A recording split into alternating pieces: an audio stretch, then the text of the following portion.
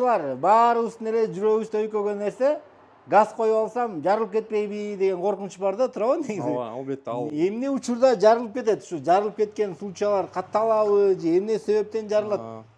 Рассрочка болобу? Баары эле келип эле тапа-таң эле акча берген акчалары даяр эмес да. 40% бул гарантированный экономия. Кедейличтик эмеспи депти? Бул эми анысы жок. Түнкү саат 3 болобу, таңкы саат 5 болобу жооп бере бересиңер. Без проблем. Таласка эмнеге газ установка кылгандар келбейт деп бир таң калат элем да. Машина деле көбөйдү, ар бир заправкада газ сатылып атат. Мына эми Кудайга шүгүр Талас шаарына газ установка кылгандар жана ремонт кыла тургандар келиптир, Кудай буйруса. Кымбат бензин куюп кыйналып бербей, мына ушул газды орнотуп алсаңыздар, бир кыйла эконом болот деп атат. Видеодон алыстабай туруңуздар. Установщиктер менен сүйлөшүп, жакшы кызыктуу бир суроолорду берейин. Дарегин биринчи түшүндүрүп коеюн. Ушул Чыңгыз Айтматов көчөнүн эле боюнда, ушул жаңы салынып аткан китепкананын тушунда ориентир боюнча мына ушул эски больницанын эле өйдөрөөк жеринде, ушул жерде унага газ деп жазылып турат. Бул балдар Бишкектен келишиптир. Ассаламу алейкум дагы бир жолу. Алейкум ассалам. Ким эле атыңыз? Нурболот. Нурболот. Кош келипсиздер Таласка. Жакшы болгон турбайбы, Ооба, келдик буйруса. Мага көп чалышты да, чын эле урматтуу көрүүчүлөр, Талас тургундары. Бул газды каерде ремонт кылат депчи, газ коюп айдап жүргөндөр бар да. Ошо бир фильтрин алмаштыруу үчүн Бишкекке барчу, туурабы? Ооба. Эми ошолордун баарын маселени чече бересиңер. Буйруса иншалла. Анда суроо берип баштайын, көрүүчүлөргө бир жакшы маалымат алып берейли. Всё, даярбыз. Газдын кайсы түрүн коесуңар? Специализация только пропанга да, на данный момент. Пропан. Негизи Таласта метан жок, только пропан. Негизи эң эле ходовой бул пропан. Пропан, ооба, жидкий да. Жакшы экен. Биринчи эле дегенде баалары канчадан коесуңар? Цилиндрга, количество цилиндровга жараша болот. Бул 4 цилиндр, 6 цилиндр, 8 цилиндр болуп бөлүнөт эмеспи машиналар. 35 000 сомдон и кете берет 116 000 сомго чейин. Баягы 8 цилиндрлердики кымбаттап кетет. Кымбатыраак болот, ооба. 30 000 сомдугу Бул эң арзаны китайский варианттар да. Ошондой эле Польшаныкы бар, ошондой эле итальянский дагы бар. Үчөөнү тең коесуңарбы? Үчөөнү тең кое беребиз, эми ар бирөөнүн өзүнүн эми чөнтөгүнө жараша да. 30 000 китайский, ошо 4 цилиндрге алайлы да, мисалы, 30 000 китайский. Итальянский дедиңерби? Итальянский дагы бар. Ал канча? 56 000 сом болот. Итальянский 56 000. 56 000. Бул эски курс менен $650 да. $650. $650. Да, үчүнчүсү кайсы эле? Польшаныкы. Польшаныкы. Ал канча? Ал деле $650. Польша менен Италия бир. Китай арзаныраак. Китай арзаныраак болот. А эмне болот? Китай жарылып кетпейби? Жок, Китайдын эми срок служба азыраак. Ресурсу азыраак болот. Мен суроо берейинчи. Негизи урматтуу айдоочулар, баарыбыздын эле жүрөгүбүздө өйкөгөн нерсе газ коюп алсам жарылып кетпейби деген коркунуч бар да, туурабы негизи? Ооба, албетте ал. Эмне учурда жарылып кетет? Ушу жарылып кеткен случайлар катталабы же эмне себептен жарылат ушул? В первую очередь бизде кандай? Газды койгондон кийин машинаны сатып ичет. А машинаны алган киши газ менен алат дагы айдап жүрөт. Понимание жок. Мындай бирөөгө барып текшертип туруш керек деген эме жок да. Баягы фильтр которуп туруш керек, шланга которуп туруш керек. Хотя бы да. Бизде мындай клиенттер бар. Койдурат дагы 1 жылдан кийин келет дагы. Что-то иштебей калды, мындай болуп атат, тигиндей болуп атат. Фильтрин ачып чечсең эле фильтр ичим баары ботко болуп калган, толуп калган. Аме фильтр деген ушул эле деп бизге кайра суроо берет да. Ошон үчүн убагында обслуживание кылып турса эле болду. Убагында болгондо канча убакта бир келиш керек? Биз грубо максимально 10 000 километр сайын келип туруш керек. Же болбосо 3 айда бир. 3 айда бир келип эмне кыласыңар силер мисалы? Биз деген в целом фильтрларды алмаштырып беребиз. Обслуживание эмне кирет? Фильтрларды алмаштырып беребиз. Наличие, эгер утечка болгон болсо, утечкалардын баарын бүтөп беребиз. Эгер алмаштыруучу именно газ менен связанный бир жабдуулар болсо, полностью ушулардын баарын карап, текшерип, иштеп атабы, иштеген жокпу, компьютерный диагностика кылып, негизи иштешин да байкаштырып, эгер бир нерсеси нете болсо жазап беребиз ушуларды. Ошолордун убагында которуп турса эле бул жарылбайт. Ошондо эле жарылбайт. Утечкада кичине жыттана баштайт да, туурабы? Кичине газ жыттанса эле келе коюш керек экен да. Ооба, негизи эгер жабдуулардын баары качественный болсо, шлангтар мисалы, элементарный шлангтар жакшы болсо, машина газ менен жүрүп аткан машина өзү газ вообще жыттанбаш керек. Жыттанбаш керек. Вообще жыттанбаш керек. капотту ачкан моментте эле где то бир 5% бир аз жытып бериши мүмкүн. Бирок ал коркунучтуу эмес. А кээ бирлери бар, мындай жаныңа токтосо эле болду, газ жыттанып атпайбы машинасычы. Андай вообще болбош керек да. Силер эми бияка такай иштейсиңерби? Жок, коюп берип алып кетип калып анан дагы установа жанагы ремонтторун таппай жүрө береби силерди? Жок, буйруса эми биз азыр Таласка ачылдык, жаңы эле ачылдык. Эми ашып кетсе бир ай жетип жетпей. Планда эми ушу Таласта осваивать этип, буйруса клиенттерибиз көп Таласта.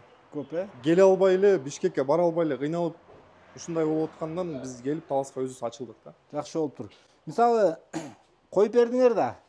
Ошолорго баягы жеңилдиктер каралганбы? Баягы расходниктерин которгонго, обслуживанияларга, Мисалы үчүн бизден койдурган мисалы үчүн кардарлар обслуживание эгер оригинальный койдурса 18 ай ичи бесплатный обслуживание жана замена бүт запчастьтарга гарантия берилет.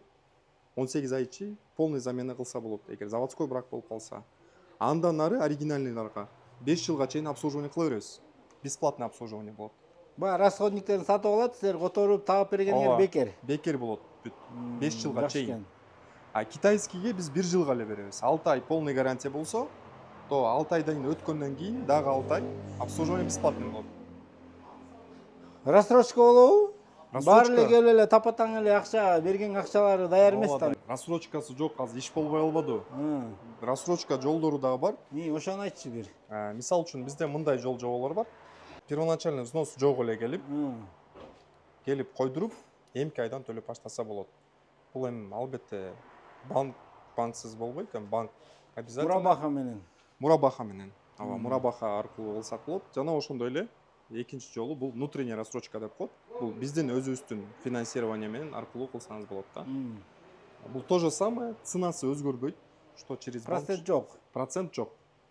Процент деген нерсеси жок. Болгону фиксированный наценка. Залог жок. Залог жок. Первоначальный канча берет? Бирок туугандар, бир маселеси бар. Биз тоже бизде акча көп эмес тоже.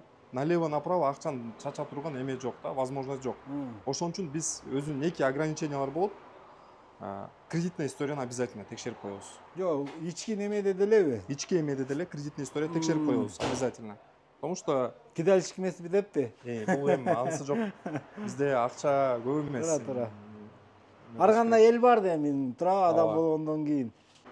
Оборудование бир адам, мисалы үчүн, машинага газ койдурду, күнүнө 100 километр жүрсө, среднем, грубо 6 ай, 7 ай. Оборудование полный актап коет. Актап коет. Насчет экономия. Ооба. Канча процент эконом болот, мисалы? По трассе айдаса, мисалы үчүн межгород айдап жүргөн байкелер болсо, алар билет экономиясын 50% экономия бар экен. Мисалы 1000 сомго бензин куйган, 1000 сомго бензин куюп жете турган жерге 500 сомго газ менен жетип алат. Ооба, жетип алат. Шаар ичи Бишкекти айталы, мисалы үчүн, Бишкек болсо 40% бул гарантированный экономия. 1000 сом менен жете турган жерге 600 сом менен жетип алат. Ооба. Сондан кийин ошол накопление болуп отуруп эле бул кеткен акчаны актап коет экен, туурабы? Ооба. Сонун экен да. Эми негизи көбү дагы бир мифтер бар. Газ өлтүрөт, анан газ кургатат моторду депчи. Мотор өзү негизи газ менен иштебейт же бензин менен иштебейт, ал деген май менен иштейт да. Болгону газда эмне нюанстар бар? Газ менен майдын өңү бузулбайт да. Өңү мындай түзүлүшү эч жаңы эле май куйгандай болот. Газ менен жүргөндөчү. Ошон үчүн көбү бизде майым жаңы экенде жүрө бербеш керек. Мисалы үчүн мындай да, могу эмени тартат дагы. Всё, майым нормальный экен дейт дагы, кайра салып коет. Ошол жерден алданат экен да. Ошол жерден алданат да. Строго километражды караш керек. Строго километражды. Анткени газ менен жүргөн машина бузулбайт майыч. Бирок вязкасы кетип калган болот. Вот, ошондой эмеси бар. Ошону баягы километражды карап иш кылса жакшы экен да. Анткени ошондон эме болгондо, ошондон сөз чыкканда газым өлтүрдү баарын деп. Так, эч кандай зыяны жок. Наоборот, бензинге караганда бул таза күйүп, наоборот таза иштетсе керек. Октановое число 105.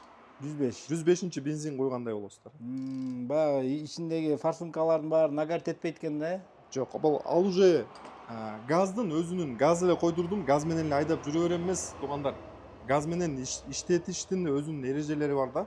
Анын баарын тең биз уже установка кылгандан кийин өзүбүздүн кардарыбызга баарын түшүндүрүп айтып беребиз да. Могу ушундай моменттерде ушундай колдоносуздар. Эртең менен от алдырып атканда кантип от алдырасыздар? Бензин менен обязательно да жүрүп туруш керек. Газ эле коюлуп Бул өзү автоматический бензин газ мисалы ушундай болот го, эртең менен Ооба. иштеткенде бензин менен иштейт дагы, жылыгандан газ өтүп кетет. Ооба. Газ түгөнүп атканда бензин өтүп кетет автоматически, э? Ооба. Жакшы экен. Бул өзүнүн нормасы болот. 40 градуска суу жылыганда Анан барып которот. анан өзү которуп коет. Бул тармакта иштеп атканыңарга канча жыл болду? Мага өзүмө иштеп атканыма 6 жыл болуп калды. Опыт жакшы эле экен. Опыт эми Эптеп Кудайга тапкылап кылып кетирмей жок. бизге эми ар бир детальга көңүл бурабыз да. Мисалы үчүн элементарно эле проводдорду кошуп атканда пайкалайбыз. Эми көптөгөн ошибкаларды Бул кетирдик эми чоң убагында. жоопкерчилик да.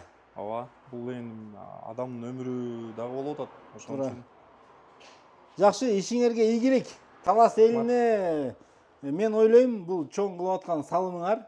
Анткени чын эле мага көптөр чалды, каякта которот, каякта салат. Келе бересиздер, туугандар. Баягы бензинге көп акчаңар кетип калып аткан болсо, чын эле экономия менен ошо өзүн актайт экен. Газ койдуруп алсаңыздар ыңгайлуу. Же болбосо газ койдурат элем деп жүргөн досторуңуздарга бул видеону жөнөтүп кое бериңиздер. Дагы өзүңүздөрдө дагы суроо калып калган болсо, экранга номер коебуз. Ошого дагы чалып тактап сурашууга жооп бере бересиздер. Өзүңөр жооп бересиңерби же бошобой каласыңарбы? Кээде телефон албай коет да. Эми bizde колл-центр иштейт. Всегда. Колл-центр бар. 24/7 иштейт. Бизде өзүбүздө Бишкекте да точкабыз бар. 24кө жетиби? 24кө жети. Кой түнкү саат 3тө чалып берсин. Түндө деле чалып берсин. Бол, түнкү саат 3 болобу, таңкы саат 5 болобу жооп бере бересиңер. Без проблем. Бол, ким чалып түнкү саат 3тө чалып көрүңүздөрчү, анан комментарийге жазып койгулачы. Чын эле мындай 3тө эле жооп бере берет экенби? Эгер чын эле ошондой болсо, анда чын эле өнүгүп калган жакшы бир фирма экен деп кабыл алабыз. Комментарийлерден сиздердин да жоопторду күтөбүз. Видео лайк басып коюңуздар.